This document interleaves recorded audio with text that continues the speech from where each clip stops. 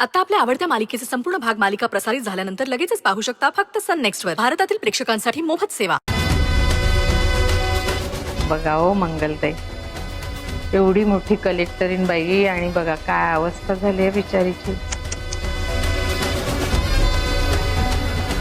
सरू, तुला माहितीये का, माईंनी तुझ्यासाठी उपवास केलाय.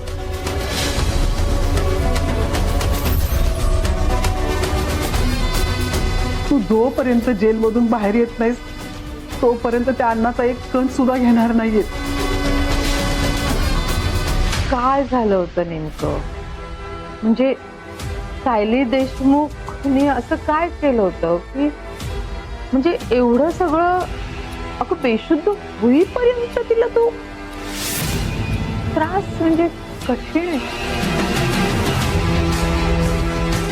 माई, सरू म्हणते की ती मुलगी चांगली नाहीये. हो काय ग बाई असेल, पण मग काय असं तू तिच्यामध्ये वाईट पाहिलंस की तुला हे सगळं करावं असं वाटलं? काहीतरी काहीतरी पाहिलं असशील ना, काहीतरी पुरावा हवा ना माझ्या हातात, त्याशिवाय मी तुला कसं सोडणार बाळा. सरू, माई काय बोलतात, बोल ना काहीतरी.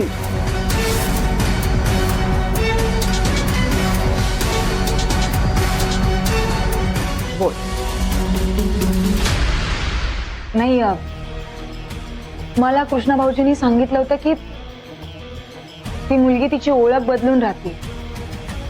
मला तिच्याकडून सगळी माहिती काढायची होती. हे सगळं तिने का केलंय म्हणून मी हे केलं. हो असं बोलली ती? हो.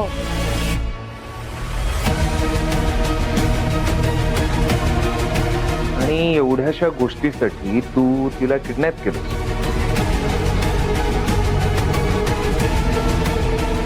पण कोण विश्वास ठेवणार या गोष्टींवरती? धनंजय तर तिच्याशी लग्न होणार होतं, ते हॅपी होते, तुला बघवलं नाही म्हणून तू किडनॅप केलं असं म्हणतील लोक. तर मला सांग, मुळात तुझा ह्या गोष्टीशी काय संबंध आहे?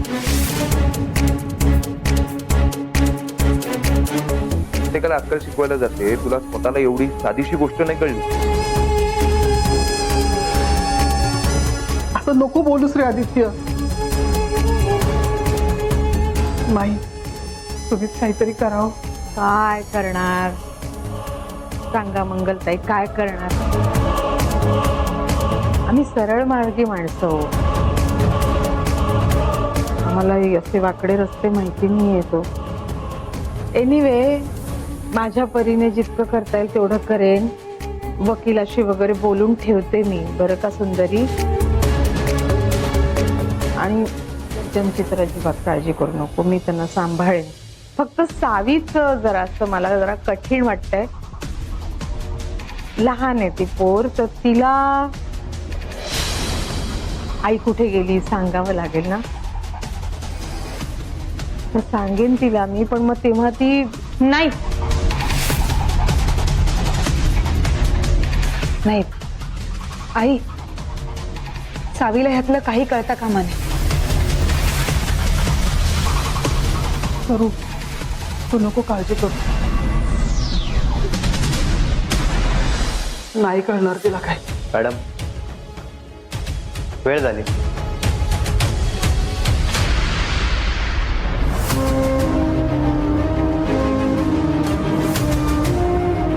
सरू, तू काळजी करू नकोस. मी त्या सगळ्यांची माफी मागेन आणि वेळ पडली तर धनंजयचे पाय धरेन.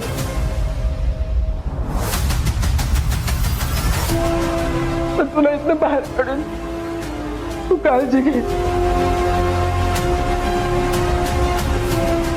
येऊ मी.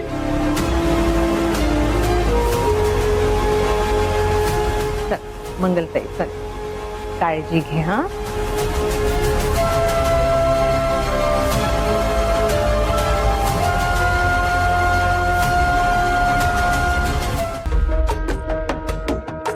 चहा.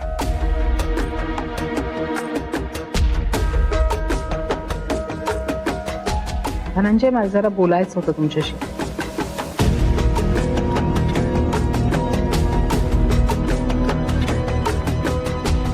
कशाबद्दल? बघा धनंजय, मला माहितीये आजही तुमचं सुंदरीवर प्रेम आहे आणि मलाही सुंदरी खूप आवडायची, पण काल ती जे काही वागली आहे ते भयंकर आहे आणि तिला शोभतही नाही. म्हणूनच मला असं वाटतं की तुम्ही यापुढे सुंदरीशी संबंध ठेवू नये.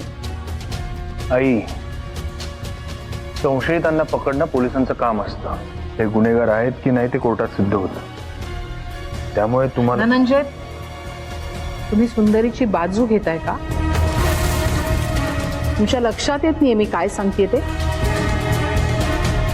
सायलीची काय अवस्था केली आहे हे विसरलात का तुम्ही? आई, तुम्हाला हे चांगलंच माहिती आहे. कर्तव्यात मी कधी नातं मध्ये आणत नाही, कधीच नाही.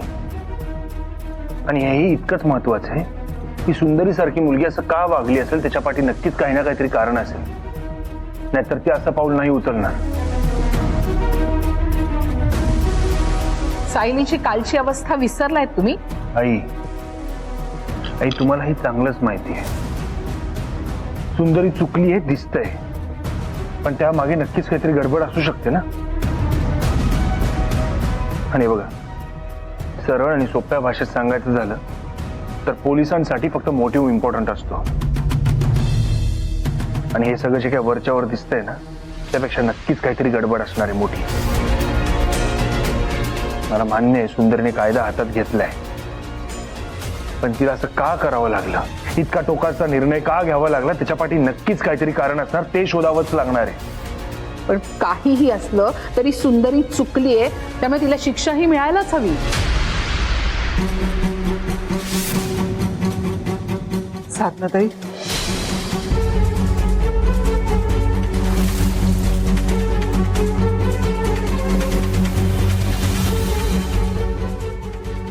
तुम्ही काय करताय तुम्ही? साधनाताई,